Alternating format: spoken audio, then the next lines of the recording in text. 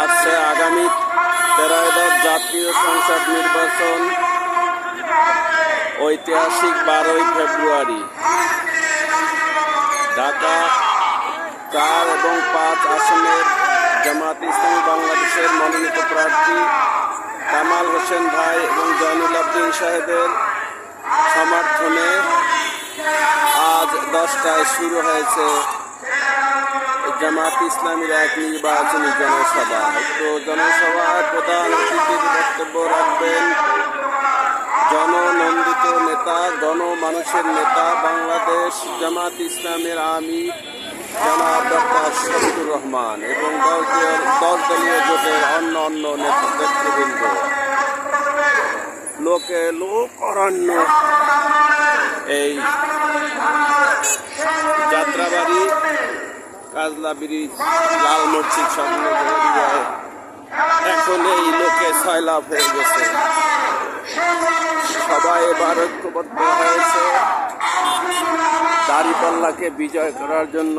আপনারাও সবাই দাঁড়িপাল্লার সমর্থনে থাকবেন, ভোট দেবেন।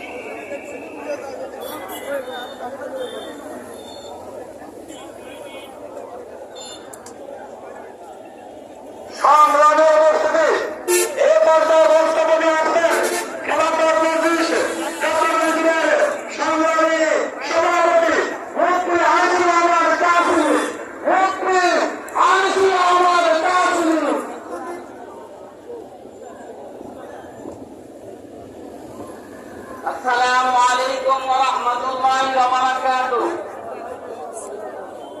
ঢাকা 5 এবং ঢাকা 4 এর সম্মানিত জনতা, আপনারা জানেন এই জুলাই আন্দোলনে 2500 ছাত্র এবং তৌহিদি জনতার রক্তের বিনিময়ে এই বাংলাদেশ প্রাণে মুক্ত হয়েছে। আগামী দিনে এদেশের মানুষ পরিবর্তন চায়, শান্তিতে থাকতে চায়, আর কোন মা বাবা তার সন্তানকে হারাতে চায় না। আপনারা জানেন ঐক্যবদ্ধ বাংলাদেশ গড়ার লক্ষ্যে ডাক্তার শফিকুর রহমান এবং নারীদের জন্য আলাদা গ্যালারি করা হয়েছে। গ্যালারি পুরোপুরি ভরে গেছে নারীদের স্বতঃস্ফূর্ত আগমনে। বাংলাদেশ জামায়াতে ইসলামীর সমর্থনে সবাই ঐক্যবদ্ধভাবে আজ ডক্টর শফিকুর রহমানের জনসভাকে সাফল্যমণ্ডিত করবে। আপনারা জানেন ক্ষমতায় আসলে এদেশের চিকিৎসার জন্য কোনো টাকা দিতে হবে না এবং গর্ভবতী কোনো মায়েকে টাকা দিয়ে চিকিৎসা করতে হবে না। এবং আপনারা জানেন এই দেশের সবচেয়ে বড় সমস্যা হচ্ছে বেকারত্ব। সংসদীয় দলীয় ক্ষমতায় আসলে এদেশে আর কোনো বেকার থাকবে না। যখন বেকারত্ব দূর হবে তখনই আর চাঁদাবাজি, সন্ত্রাসী, চুরি ডাকাতি আর চাঁদাবাজি থাকবে না। এই জন্য আমরা শান্তিতে থাকতে হলে, চাঁদাবাজির মুক্ত দেশ গড়তে হলে 10 দলীয় উপজেলার প্রার্থীকে নির্বাচিত করতে হবে। আমি চাঁদপুর 1 আসন থেকে 10 দলীয় জোটের মনোনীত চূড়ান্ত প্রার্থী ঘোষিত হয়েছি।